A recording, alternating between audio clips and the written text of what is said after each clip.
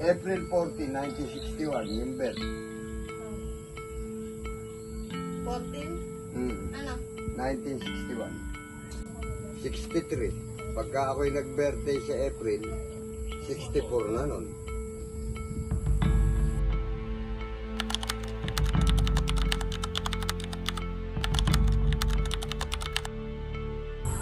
Magandang umaga po tayo. Kamusta naman po ang inyong buhay? Maayos-ayos naman dito sa Tumana, kahit na paano nakakaraos.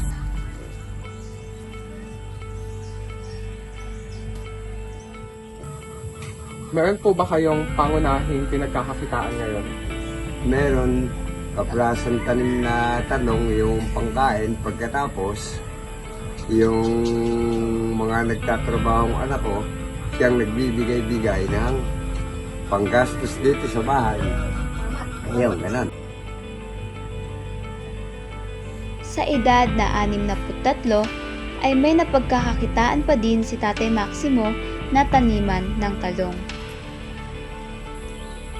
Sa simpleng hanap buhay na mayroon si Tatay Maximo ay sumasapat naman sa kanilang pamilya ang kanyang kinikita sa pagtutumana. Paano po nabago yung pamumuhay niyo simula po nung nagkaroon kayo ng pinagkakakitaan? Guminhawa po ba ang inyong pamilya or sapat-sapat lang din po?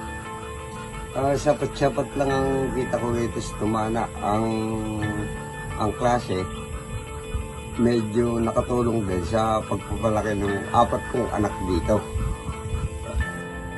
63. Pagka ako'y nag-birthday sa April, 64 na nun. Ano po yung natutunan niyo sa buhay na mayroon po kayo ngayon? Ayun nga, nakapagpalaki ng 4 na anak, pagkatapos kahit na paano nakapag-aral, maayos-ayos naman ang halimbawa, kinakain namin dito, ang pamilya ko. Ayun, ganun. Maraming salamat po. April 14, 1961, Sa kabila ng kahirapan sa buhay, ay naging aral kay Tatay Maximo ang maayos na pagpapalaki ng kanyang 4 na mga anak.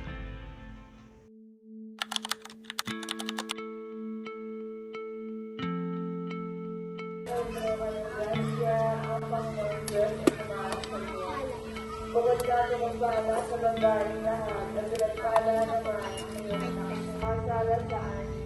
At huwag mo kaming pagtulog sa tukso, at hindi mo kami sa lahat ng masama. Ama, Ginoong Maria, napupunuan sa Maria. Si Tatay June ay isang street vendors na madalas na nagtitinda sa labas ng simbahan. Sa edad na 55 ay nagkaroon siya ng 3 anak.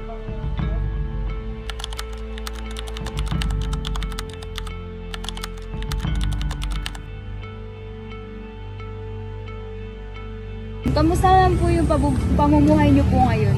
Ay okay naman nga, nakararaos din sa maghapon. Yung kinikita, sapat-sapat lang na panggastos maghapon, pambili ng pagkain, pambili ng gamot. Pwede po ba kayo magkwento ng mga karanasan niyo po sa buhay niyo? Karanasan ko nga yung mga pagsubok na yung biglang kakasakit, ganun-ganun. Kamukha, naibida ko kanina, na-stroke yung misis ko, na-dengue anak ko. Ayun lang, mga ganun lang.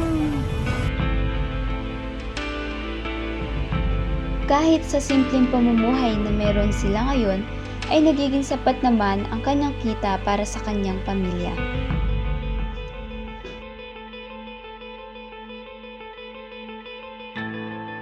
Mga bumibili. Kuminsan lang, ngayon, paminsan-minsan, nauumitan ako. Kinukuha, sobra-sobra. Hinahayaan ko na lang. Hindi ko naman na tinatakoy, sobre kinuha mo. Ganun lang. Hindi may iwasan yung ganun eh.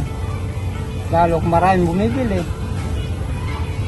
Paano po nabago yung pamumuhay niyo po simula po nagkaroon po kayo ng pinagkakakitaan? Guminhawa po ba ang pamilya niyo or sapat-sapat lang po?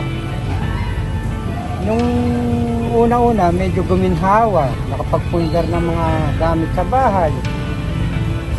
Tapos, pagka medyo nagigipit, nagkakaroon ulit na ibang problema. Yung halimbawa, yung motor ko, bebenta ko na ulit. Kukuha ulit na ibang hulugan, gano'n. Kaya nagpupundar para pag oras na nagipit, bebenta yung gamit. At kukuha ulit ng panibagong sakit ng ulo. Ganun po nagabuhay.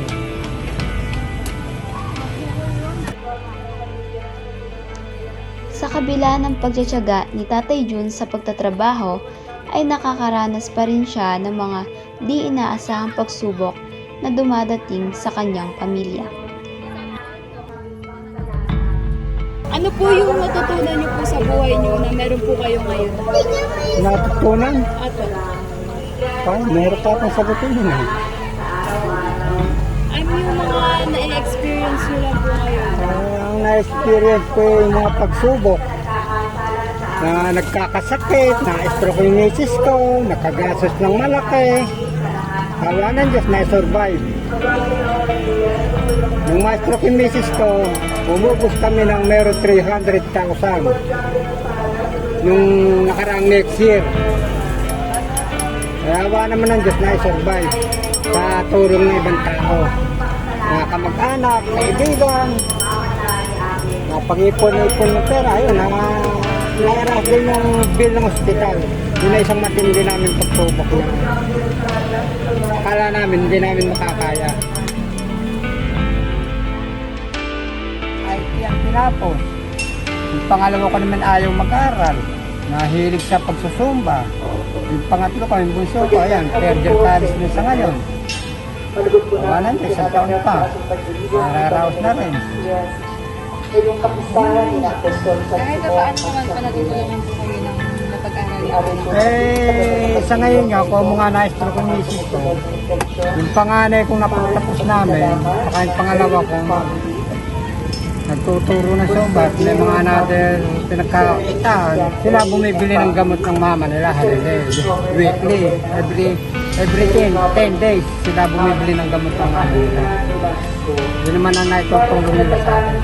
Paminsan-minsan, inaabutan yung mama nila pagka sumusobre kita nila.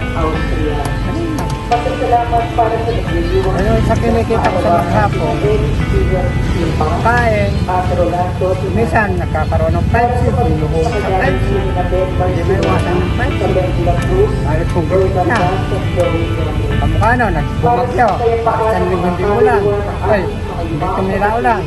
O, di yung puhunan ko, habang hindi nakapagtitinda, yun ang nagagamit namin. Kaya nung gusto ko magtinda, nung Sabado umaraw, ala ng puhunan, nangungkag ulit.